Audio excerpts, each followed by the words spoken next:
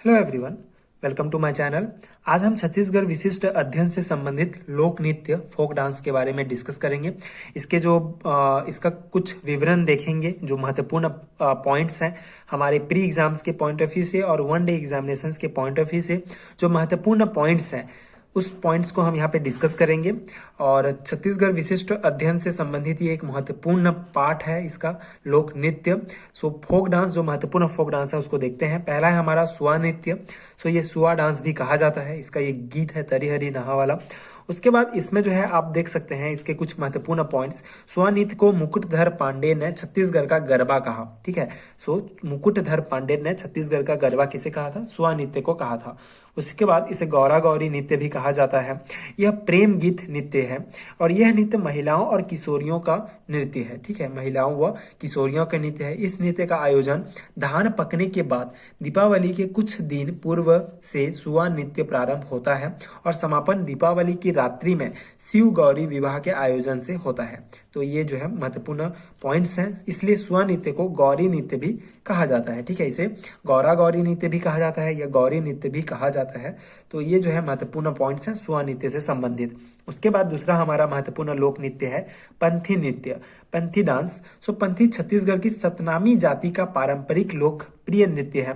त्योहार पर सतनामी जैत खाम की स्थापना करते हैं और परंपरागत ढंग से पंथी गायन के साथ नृत्य होता है। पंथी नाच की शुरुआत गुरु वंदना से होती है। ठीक है, ये पंथी नृत्य है। यह नृत्य द्रुत गति या तीव्र गति का नृत्य है। पंथी नृत्य के पितामह देवदास बंजारे को कहा जाता है।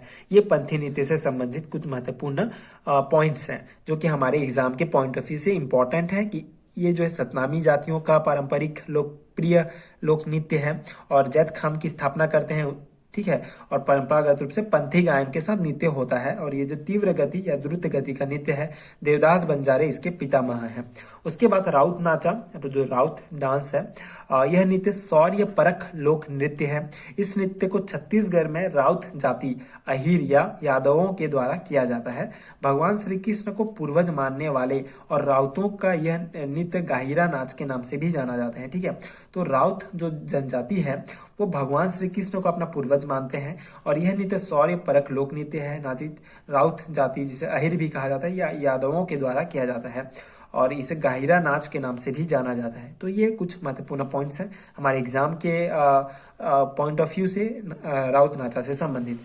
अब हमारे कुछ और महत्वपूर्ण राउत नाचा है, राउत नाचा से संबंधित कुछ महत्वपूर्ण और पॉइंट्स हैं, जैसे कि यह नृत्य कार्तिक प्रबोधिनी एकादशी से प्रारंभ होकर यह नृत्य एक पखवाड़े तक अबाध गति से दीपावली के समय तक चलता है। उसके बाद राउत जाति खोड़हर देव के प्रतीक बांस से मड़ई बनाकर यह नृत्य करते हैं और प्रमुख वाद्य यंत्र जो है गढ़वा बाजा का इसमें यूज किया जाता है राउत नाचा में। उसके बाद अब हम कुछ महत्वपूर्ण जनजातीय नृत्य के बारे में यहाँ पे विवरण देखेंगे। सो जनजातीय नृत्य जो है कृषि आधारित, सबसे पहले जो महत्वपूर्ण जनजातीय नृत्य हैं उनके बारे में हम देखते हैं। पहला है हमारा कर्मा नृत्य। सो कर्मा नृत्य क्या है? कर्मा नृत्य के कुछ महत्वपूर्ण पॉइंट्स ये हैं कि यह नृत्य कृषि आधारित जनजातीय नृत्य है। इस नृत्य को जानना नृत्य भी कहा जाता है। कर्मा नृत्य कर्मा देवता या करम सेनी को प्रसन्न करने के लिए किया जाता है। यह नृत्य वर्षा ऋतु को छोड़कर प्राय सभी ऋतुओं में किया जाता है। यह नृत्य विजयादशमी से प्रारंभ होकर अगली वर्षा ऋतु के आरंभ तक चलता है। यह नृत्य मुख्य रूप से उराव, गोंड व बैगा जातियों में बहुत ज्यादा प्रचलित है। उसके बाद हमारा और महत्वपूर्ण जनजातीय नृत्य है ककसार। यह नृत्य मुड़िया जनजाति का स्थानिक पूजा नृत्य है, जिसमें मुड़िया जनजाति के लोग लिंगोपेन देव को प्रसन्न करने के लिए रात भर नृत्य गान करते हैं। ये ककसार नृत्य के महत्वपूर्ण पॉइंट्स हो गए।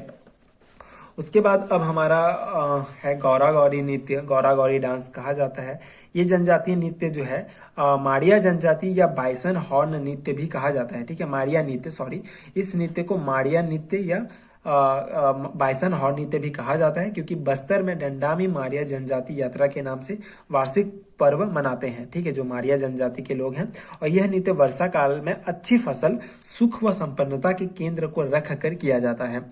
उसके बाद इस नृत्य को मानव शास्त्री बेरियर एल्विन ने संसार का सबसे सुंदर नृत्य कहा है। यह बहुत महत्वपूर्ण प्रश्न है जो पूछा जाता है कि बेरियर एल्विन ने संसार का सबसे सुंदर नृत्य किसे कहा है। वो है गौर नृत्य। ठीक है, उसके बाद गेडी नृत्य है, इसे डिटोंग नृत्य भी कहा जाता है। यह नृत्य मुड़िया जनजाति में बहुत ज्यादा प्रचलित है।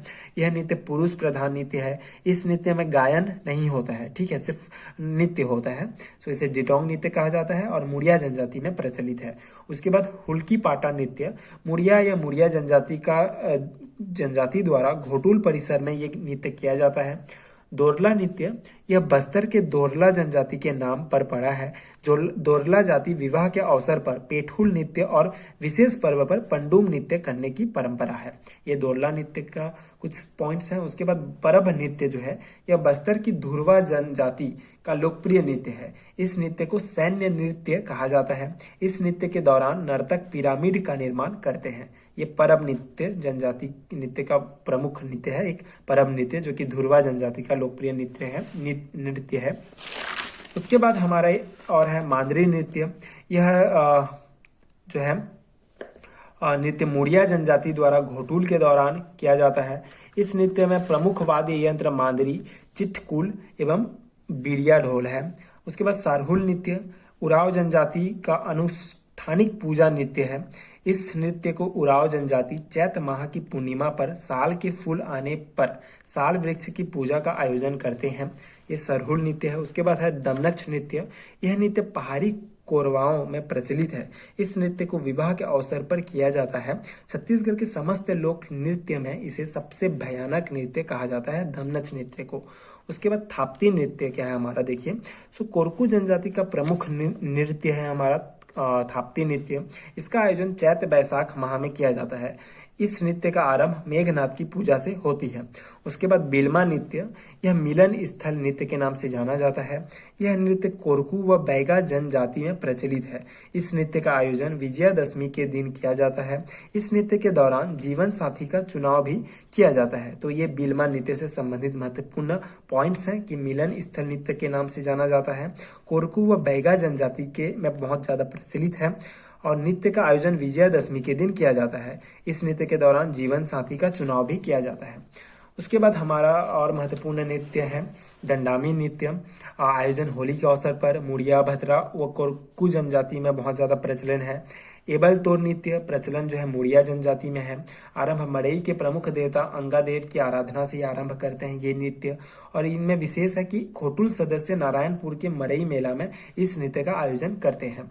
उसके सैला नृत्य, जिसे डंडा नृत्य भी कहा जाता है, इनका प्रचलन बैगा गोंड जनजाति में बहुत है और इनका आयोजन जो है शरद ऋतु में धान कटाई के पश्चात किया जाता है। इस नृत्य में केवल पुरुष ही भाग लेते हैं। ठीक है, ये सैला नृत्य से कुछ प्रमुख इसके पॉइंट्स हैं। उसके बाद परघौनी नृत्य बैगा जनजाति द्वारा विवाह के अवसर पर किया जाता है।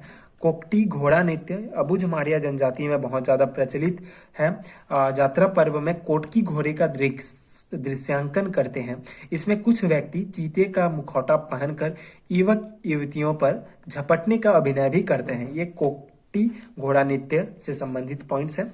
दशहरा नृत्य, इसे बैगा जनजाति का आदि नृत्य कहा जाता है। इस नृत्य का आयोजन विजयादशमी के दिन किया जाता है।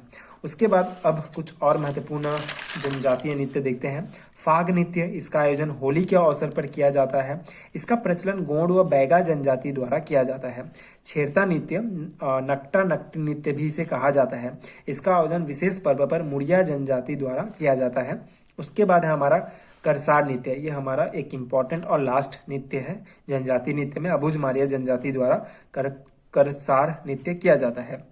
तो ये कुछ महत्वपूर्ण पॉइंट्स हैं हमारे लोक नृत्य से संबंधित, जो कि हमारे एग्जाम के पॉइंट ऑफ व्यू से बहुत ही इंपॉर्टेंट है। अब जो है हम इसको इस नक्शे में भी अच्छे से देख लेते हैं, जिससे हमको ज़्यादा समझ में आएगा।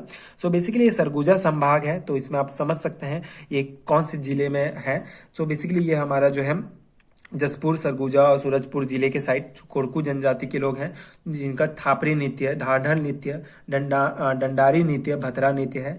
भारिया जनजाति के लोग का भरस नृत्य, उराव जनजाति के लोग सरहुल नृत्य। और ये जो हमारा देखेंगे अब हम बिलासपुर संभाग में कोरवा जनजाति जो है उनका दमनच नृत्य, कंवर जो है उनका बार नृत्य, बैगा जो जनजाति है उनका कर्मा नृत्य, सैला नृत्य, बिल्मा नृत्य, परघौनी, फाग और अटारी, ये सब प्रमुख नृत्य जो है बैगा जनजाति के लोगों का है।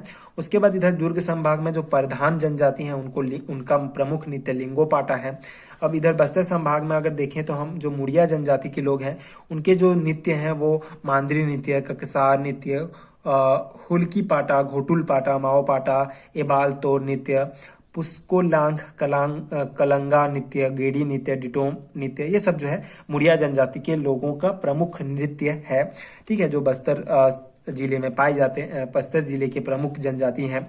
उसके बाद बस्तर संभाग की अबुझ मारिया, धुरबा, मारिया, दोरला, इन जनजातियों के भी नृत्य जो है ककसार या कोटकी घोड़ा नृत्य, ये महत्वपूर्ण नृत्य है। तो इस प्रकार आप जो है छत्तीसगढ़ के इस नक्शे में भी अच्छे से समझ सकते हैं कि इनका जो है नृत्य जो था, जो कौन से जनजाति के कौन से नृत्य बहुत प्रसिद्ध हैं, कौन से जनजाति में कौन से नृत्य ज्यादा प्रचलित हैं।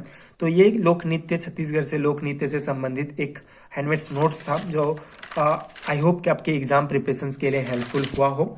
तो बस यही था इस पूरे लोक नृत्य का विवरण।